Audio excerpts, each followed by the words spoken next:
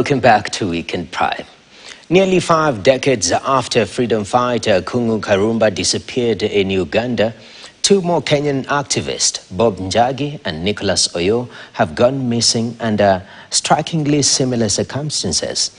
As their families wait for answers, questions linger over a painful history of Kenyans abducted or killed across the border.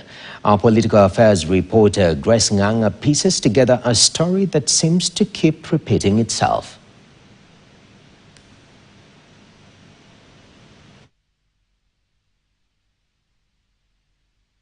It began as a trip for political solidarity for 2 young Kenyan activists, Bob Njagi and Nicholas Oyo, attending an opposition event in Kampala, Uganda.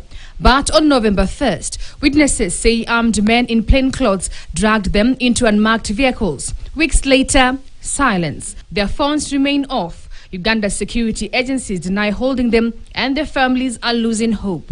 I am not briefed by police that they have them in our custody. It is a plea that sounds painfully familiar, echoing through history all the way back to 1974, when Kungu Karumba, one of the Kenya's independence heroes, vanished in Uganda. Karumba had loaned money to the wife of a Ugandan army officer. He went to recover it, but never returned. Intelligence reports later linked his death to the military. His body was never found.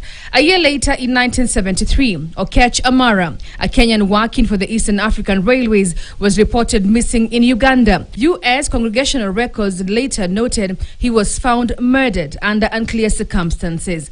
And in 1976, Kenyan law student Esther Chesire vanished from Entebbe Airport just as protests erupted at Makerere University. It was reported that she was picked by Ugandan authorities at the airport while waiting to board a plane to return to Kenya. Though the Ugandan government insisted she left voluntarily, her family never saw her again. And decades earlier, before Idi Amin rose to power and serving as a police officer in Mathira, Nyeri County, a young woman from Nyeri, Wamoyo Wamurage, vanished in a story that still haunts her family.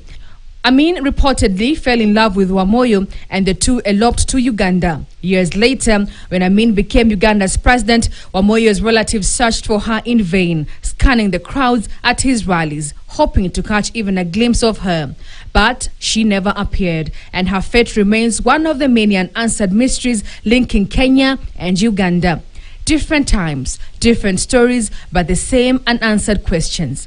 In Kampala and Nairobi, both national governments have remained tight-lipped as families of Njagi and Oyo question the silence, which feels like complicity, a cruel echo of history that refuses to fade as they wait for calls that may never come. There is no way 2 Kenyans can disappear while in Uganda, and the government of Kenya, which is paid by taxpayers to ensure the safety and well-being of Kenyans, remains silent. From Kungu Karumba in 1974 to Bob Njagi and Nicholas Oyo today, Kenya's sons continue to vanish across the border.